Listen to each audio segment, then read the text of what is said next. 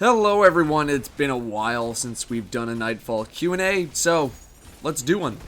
First question, hey Datto, how was PAX East? PAX East was great, and the number one reason why is because I actually had something to do. I had something scheduled.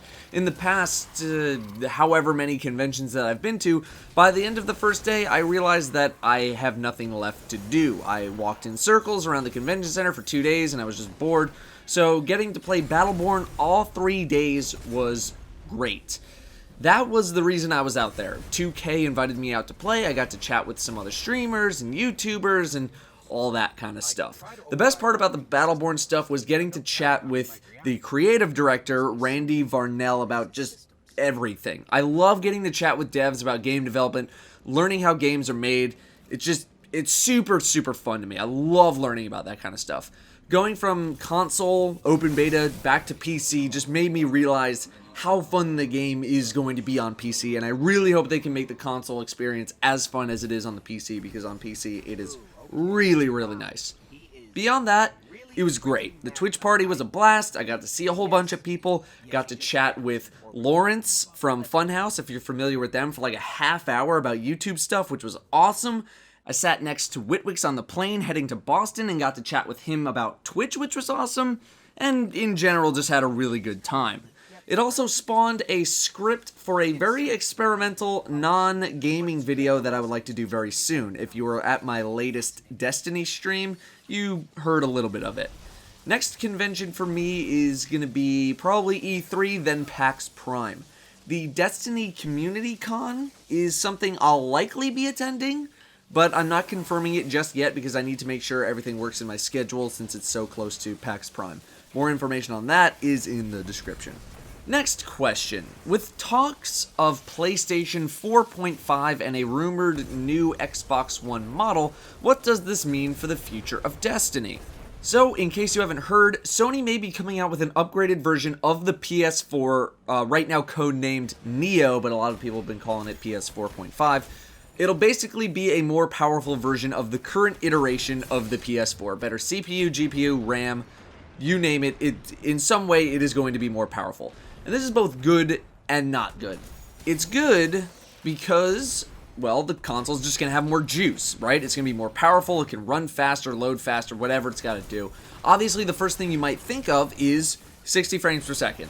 Destiny running at 60 frames per second would be a pretty big selling point to a good amount of people. It continues to be one of the most criticized things about shooters on consoles, not just Destiny, but any shooter.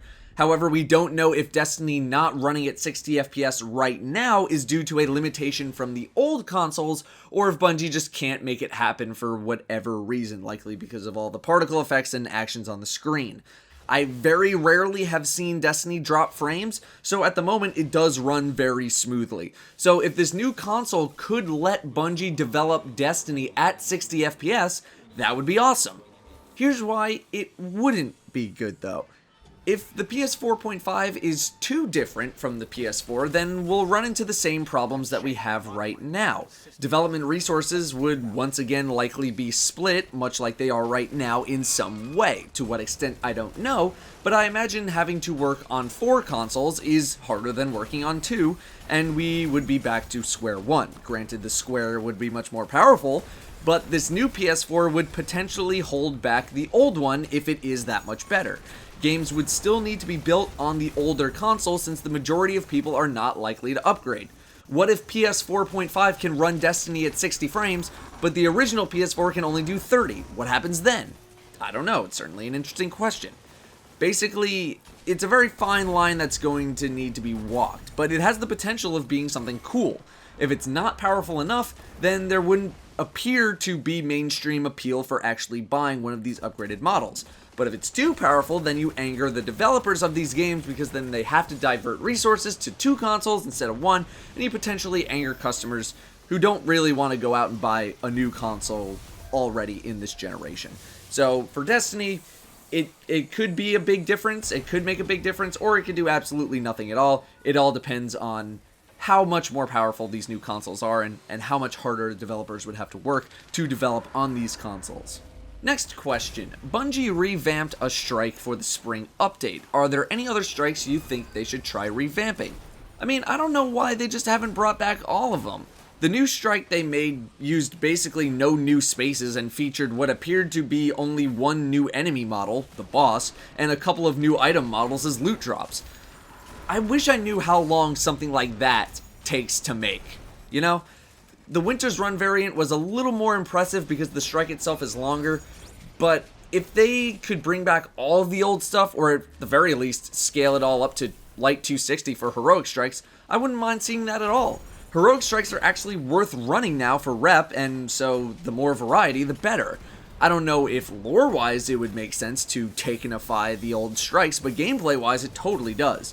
I just wish I was more knowledgeable about how long that kind of stuff took to develop and fix, because from the outside looking in, it doesn't feel like it could take that long, but I'm sure it's not as easy as it seems. Next question. What do you think of the 3 of Coins experiment? Were they a success or a failure? I think they were both a success and a failure. They were a success because it allowed people new ways to go get exotics by doing whatever activities they enjoyed doing. They were a failure because it totally ruined the fun of getting exotics.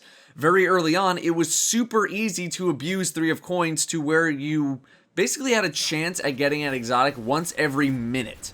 You could have realistically gotten every exotic that wasn't from a quest in about an hour of grinding. Right now, they're at the best spot that they've ever been in terms of balance, 3 of Coins that is, but they kind of diminished the value and the excitement of getting an exotic. Earlier, it used to be a very big deal to get an exotic. Now exotics just rain from the sky. Whether or not that's good or bad depends on your personal stance, but if I could remove 3 of Coins from the game, I think I probably would. Next question. What are your plans for Battleborn and Overwatch? Will you be making guides on them?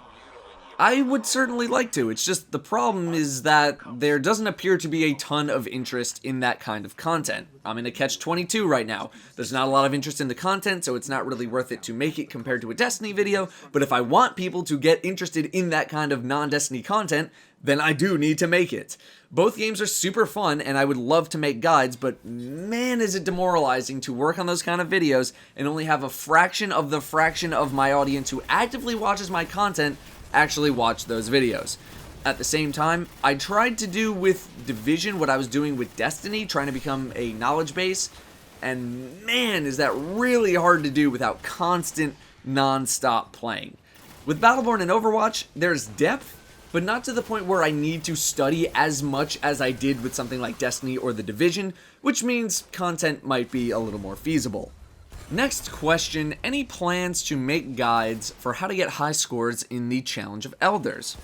I was wondering for a long time how to do something like that, even though I don't think many people care about getting a high score, and what I think I'm going to do, or at least try to do, is just make a very generic guide for each of the 4 main modifiers that give you bonus points. Allegedly 4 modifiers: Precision Kill, Melee, Grenade, and Super.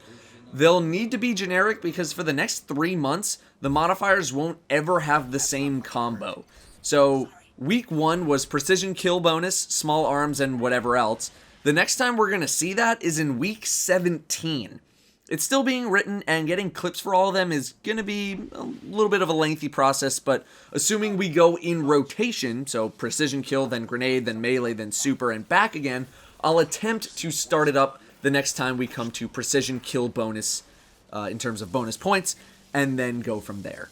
Next question. Do you think there's any chance of Bungie bringing in paid character transfers because of all of their PlayStation exclusives? As someone who's been playing since beta, I'd be willing to pay an absurd sum to transfer my characters and gear over.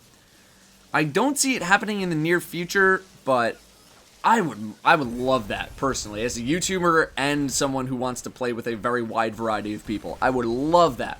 I would love to be able to just pay X amount of money and basically have my characters on PSN duplicated and then plopped onto Xbox Live. I doubt the reason would be because of PSN exclusives, because PSN exclusives were announced before the game's release. It's not like they sprung that on us, 6 months into the game's life. It would be for some other reason, but whatever that reason is, I don't care. This idea would be great. I will say that you should not re-roll on PlayStation solely for the exclusives on Destiny. If you're going to play on PlayStation, make sure you have better reasons than for the exclusives. Trust me, they are not worth abandoning all of your hard work on Xbox for. If you are transferring platforms to play with friends, or you want to get a whole bunch of other games on PlayStation, that I would say is worth doing. But absolutely do not abandon all of your Xbox work solely 100% for Destiny PSN exclusives. Make sure you have a better reason than that. Maybe if this whole PS4 Xbox crossplay thing that's been in the media, in the past couple of months actually goes somewhere, Bungie would do something in the future. But until then, I would say don't get your hopes up. I do know it would make my life much easier, and playing with more people would be much easier if I could just copy my characters to other consoles. I'm sure that brings up maybe a small pay-to-win argument in there somewhere, but that's another topic for another day. Next question. What is your opinion on console players using hardware mods to be able to use mouse and keyboard? Some call it cheating, but wouldn't Scuf controllers grant a similar advantage, although on a different scale? Here's my take on hardware mods. If you're using a piece of hardware that allows you to pull off a move easier than someone else who doesn't have that piece of hardware, then you're getting an advantage. You're able to do things or do moves that otherwise would take an extra layer of skill to complete because you have a special controller. Imagine if a basketball player was able to jump a couple of inches higher than everybody else because they were wearing a special pair of shoes. They would be getting an advantage because of hardware, not because of skill or ability. This situation is only made fair when everyone is using the same equipment, right? This is part of the reason why I don't use a Scuf or any controller mods, not that I have anything against Scuf as them as a company or whatever they do. I just like to be able to show that I am capable of doing anything cool on a standard controller. Not that what I'm doing is particularly impressive, but when I do manage to do something, it's with a standard controller. If everyone in a tournament is using a Scuf controller, then everyone has the same advantage. It's fine. But if someone tries to use a mouse and keyboard while everyone else is using a controller, then some people would probably call foul. It's also the fact that people don't have the extra money or don't want to spend the extra money on a modded controller. This whole area of discussion is a little hazy though. I'm not really sure if there's a right or wrong answer here. Last question, do you think Bungie nerfed Sniper Reserve ammo too much? Going from 23 to 17 rounds is a big reduction. How does it feel 2 weeks into the patch? Obviously it was a big PvP nerf, that's what they were going for. In PvE, I feel like the increased damage per shot after upgrading from 320 to 335, plus the fact that we are seeing more special ammo drops happen, is enough to kind of counteract the nerf. Now that we're actually progressing in our gear. On the first couple of days, you could really feel the effects of the nerfs, but now that we're 2 weeks into the update, 2.5 weeks, it's really not that bad. I mentioned in a previous video that my group was having a tougher time killing War Priest in one cycle. It has gone back to being pretty simple again. Alright guys, that's going to do it for the Nightfall Q&A. Thank you all very much for watching, and I'll see you next time.